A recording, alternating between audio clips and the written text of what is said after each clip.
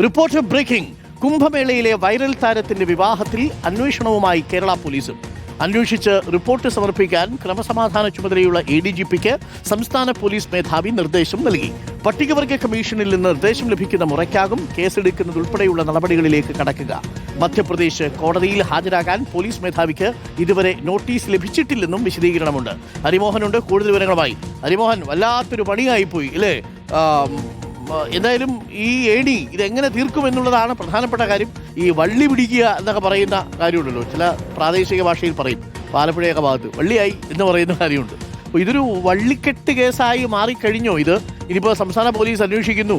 വ്യാജരേഖയാണ് ഈ ഭർത്താവ് കൊണ്ടുവന്നതെങ്കിൽ അയാളെ പിടിച്ചകത്തിടുന്ന അവസ്ഥയുണ്ടാവും, അയാൾക്ക് കൂട്ടുനിന്നു എന്ന മട്ടിലുള്ള കേസുകളൊക്കെ ഉണ്ടാവും എന്നാണ് മനസ്സിലാക്കുന്നത്. പക്ഷേ ആധാർ കാർഡ് വ്യാജമല്ല എന്നുള്ളത് കൊണ്ട് തൽക്കാലം പിടിച്ചു നിൽക്കാം. എന്താണ് പോലീസ് ഈ വൈറൽ പെൺകുട്ടിയുടെ വിവാഹവുമായി ബന്ധപ്പെട്ട് നൽകുന്ന വിശദീകരണം? അരുൺ, ഈ വിവാഹം കഴിഞ്ഞ ആ സമയത്ത് തന്നെ മൂന്നാം കക്ഷികളുടെ നിരവധി പരാതികൾ പോലീസിന് ലഭിച്ചിരുന്നു. അതായത് ഈ കുട്ടിക്ക് 18 വയസ്സ് തികഞ്ഞിട്ടില്ല എന്നതടക്കമുള്ള കാര്യങ്ങൾ ചൂണ്ടിക്കാണിച്ചുകൊണ്ട് പല സ്വഭാവത്തിലുള്ള പരാതികൾ പോലീസിന് ആ സമയത്ത് ലഭിച്ചിരുന്നു. പക്ഷേ ഈ ആധാർ കാർഡ് അടക്കം പരിശോധിച്ചുകൊണ്ട് വിവാഹം നടത്തിയതായതുകൊണ്ട് തന്നെ പോലീസ് അതിൽ കാര്യമായ ഒരു പരിശോധനയ്ക്ക് മുതിർന്നില്ല എന്നുള്ളതാണ് വാസ്തവം. പക്ഷേ ഇപ്പോൾ അതൊരു വലിയ വിവാദമായി അവസാനം അതൊരു വള്ളിക്കെട്ടായി മാറി കേരള പോലീസിന് എന്നുള്ളതാണ് ഏറ്റവും ഒരു പ്രധാനപ്പെട്ട കാര്യമായിട്ട് ചൂണ്ടിക്കാണിക്കാനുള്ള. കേരള പോലീസിനെ സംബന്ധിച്ച് ഇപ്പോൾ അത് അന്വേഷിക്കാതെ തരമില്ല എന്നുള്ള ഒരു അവസ്ഥയിലേക്ക് എത്തി. പക്ഷേ കേസെടുക്കണമോ വേണ്ടയോ എന്നുള്ളത് സംസ്ഥാന പോലീസിന്റെ വിവേചനാധികാരമാണ്. എന്തായാലും അത്തരത്തിലൊരു നടപടിയിലേക്ക് തൽക്കാലം പോകില്ല.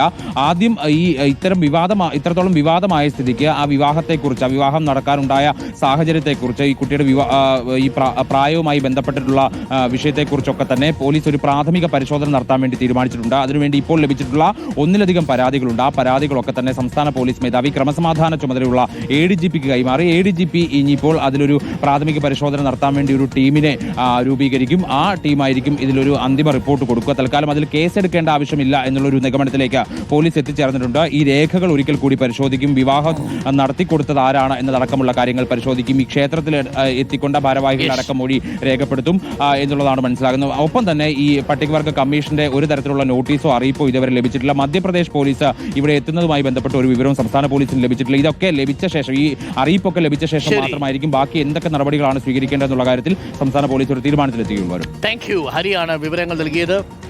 കാര്യങ്ങൾ മനസ്സിലായല്ലോ. വള്ളിക്കെട്ട് കേസൊക്കെ എങ്ങനെ പിടിച്ചു വയ്ക്കാൻ ചിലർക്ക് എന്തോ ഒരു താല്പര്യമാണ്. ഇന്നിപ്പോൾ പത്രത്തിലെ കാർട്ടൂൺ കണ്ടു അല്ലേ, വല്ല കാര്യമുണ്ടോ?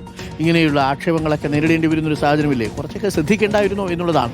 അപ്പം മറുചോദ്യം ഇതാണ്, ആധാർ കാർഡ് സത്യമാണ്, ആധാർ കാർഡ് വ്യാജമല്ല, ആധാർ കാർഡിൽ പ്രായമുണ്ട്, അങ്ങനെയാണെങ്കിൽ കല്യാണം നടത്തി കൊടുത്തു. എന്തായാലും വള്ളിക്കെട്ട് കേസായി. കാള പെറ്റു എന്ന് കേട്ടു, കയറെടുത്തു, പാല് കറന്ന് അടുത്ത് സഹകരണ സ്ഥാപനത്തിൽ കൊടുത്ത് അതിൻ്റെ വരുമാനം ഉണ്ടാക്കി സ്ഥലവും വാങ്ങിച്ച് വീടും വെച്ചു എന്ന അവസ്ഥയിലേക്കായി. പക്ഷെ പെറ്റത് കാളയായി പോയി എന്നുള്ളത് അറിയാൻ പറ്റും.